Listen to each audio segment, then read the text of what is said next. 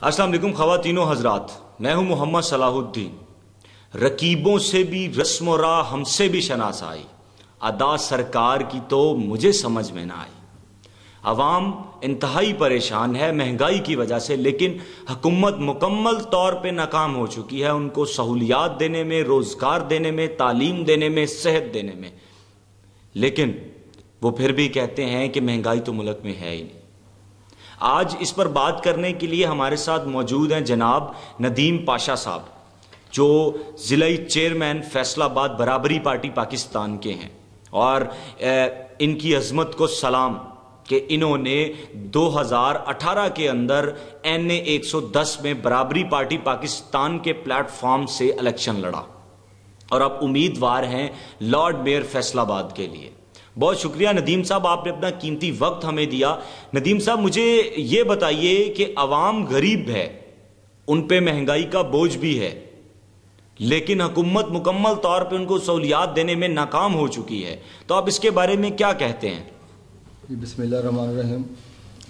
ये हुकूमत नाकाम नहीं है, मैं तो कहूँगा कि वो अपने मिशन में कामयाब है, क्योंकि PTI की अपना पार्टी को जिन्होंने अपना फंडिंग की, जिन्होंने इन पर पैसा लगाया, वो माफियाज लोग हैं।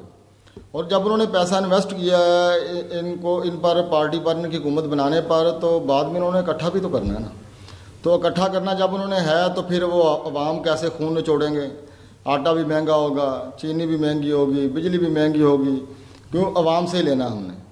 इन परेशानियों में एक आम आदमी जब है तो इसमें कुछ गलती हमारी अपनी भी है कि हम 5 साल तो इनको बुरा भला कहते रहते हैं, लेकिन जब इलेक्शन आते हैं तो हम फिर उन्हीं लोगों को जो पहले किसी और पार्टी में थे और फिर दूसरी पार्टी में आकर हम उन पर फिर एतमाद करते हैं और उनको वोट दे देते हैं और धोखा खाते हैं। तो ये माफियाज हैं।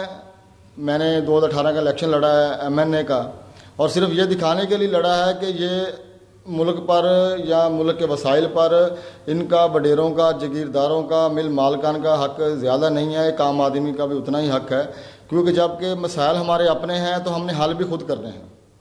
तो अगर हमने मुल्क की तकदीर को बदलना है तो फिर हमको इलेक्शन खुद लड़ना होगा और खुद मैदान अमल में आना होगा।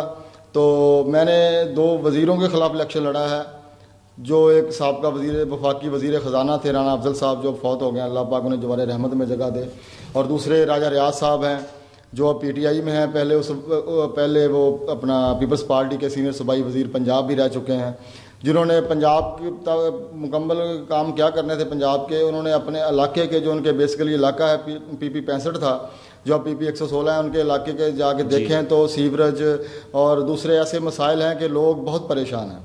तो अब तो माशाल्लाह MNA हैं, लेकिन वो अपने इलाके में नहीं जाते। वजह यही है कि ये जो हमारे नुमाइंदे हैं वो हमारे तबके से नहीं।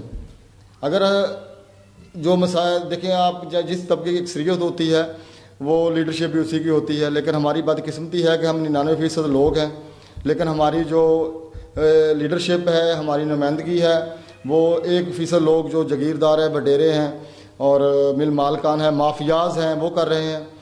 तो सबसे पहले मैं पैगाम देता हूँ कि हम सब एक आम आदमी को मिलकर इलेक्शन लड़ना होगा।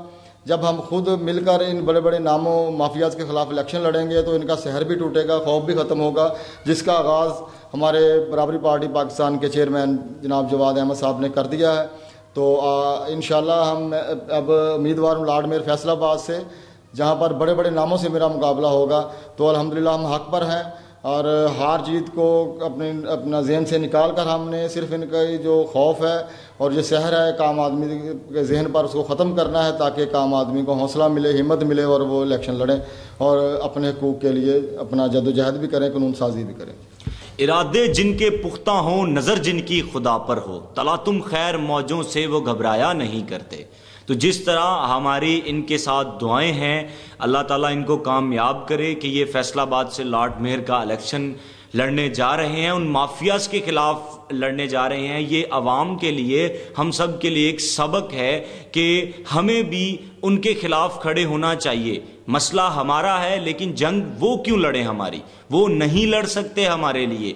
एक मालिक कभी अपने मुलाजिम के लिए कानून साजी नहीं कर सकता। अगर हमें मुल्क को खुशहाल और खुद खुशहाल होना है तो हमें इलेक्शन लड़ना होगा। बहुत शुक्रिया नदीम साहब, आपने हमें अपना कीमती वक्त दिया। तो हमारा चैनल सब्सक्राइब करना मत भूलिएगा, प्रेस द बेल आइकन। बहुत शुक्रिया।